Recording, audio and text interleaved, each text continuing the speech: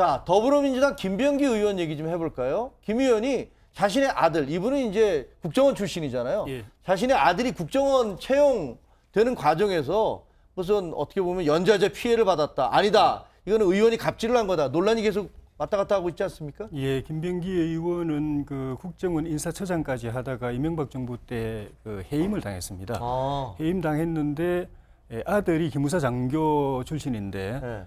2014년도에 그러니까 본인이 그 국정원 나고 국정원에서 해임되고 난 뒤에 2014년도에 국정원에 시험을 봐가지고 서류 심사 또 필기 시험 그리고 체력 검정 면접까지 통과됐는데 이 신원조회에서 탈락돼 버렸습니다. 면접까지 통과하고 신원조회에서? 예. 그리고 아니 저기 뭐야 아들이 예.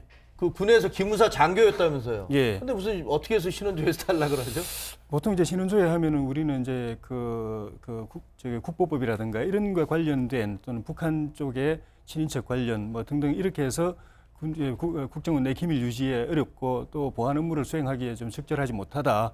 쉽게 말하면 믿고 일을 시킬 수 없는 사람이다라고 할 때 이제 그런 게 해당이 되는데 사실 어떻게 보면 좀 정치적으로 좀 해석될 수도 있는 부분이 기무사에서는 별 문제가 안 될 수 있었지만은 국정원의 그 당시에 아들이 탈락될 때에 박근혜 정부 때 아닙니까?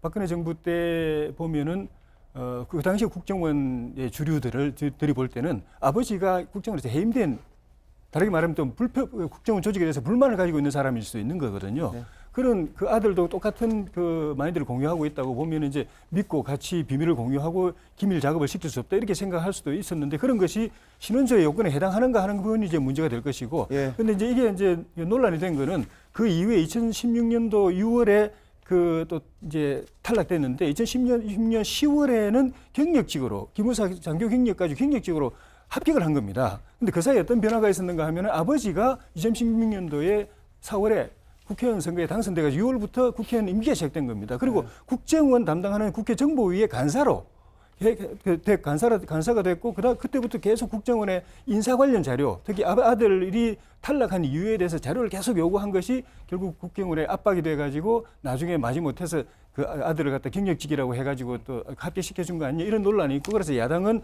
이건 직권남용이다. 또 심지어 뭐 수사까지 해야 된다 이런 그 주장까지 나오고 있는 상황입니다. 알겠습니다. 자, 그런데 뭐가 진실인지는 저희는 아직까지는 잘 모르겠습니다만 김병기 의원은 내 아들 채용 관련해서 갑질을 했다는 것은 전혀 사실 무근이다. 오히려 정반대다라고 반박하고 있습니다. 한번 들어보시죠. 즉시 책임지시고. 그건 뭐 책임지는 정도가 아니죠. 감옥에 가시고. 즉시. 그럼요. 네. 의원직 사퇴는 뭐 물론이고. 그러면서 네, 갑질을 했다는 건데. 거죠. 네. 제가 저 아들의 탈락 이유를 그때 이미 알고 있었습니다. 탈락 이유를 대면 아마 뒤집어질 겁니다. 그런데 범죄죠. 그러니까 간단하게 해서 그 조직적으로 벌어진 불법 행위인데 다만 이걸 국정원에서 못하고 제도 못하는 걸 갖다가 적폐 세력들이 알고 있습니다. 못하는 걸 그래서 교묘하게 이용하는 거죠.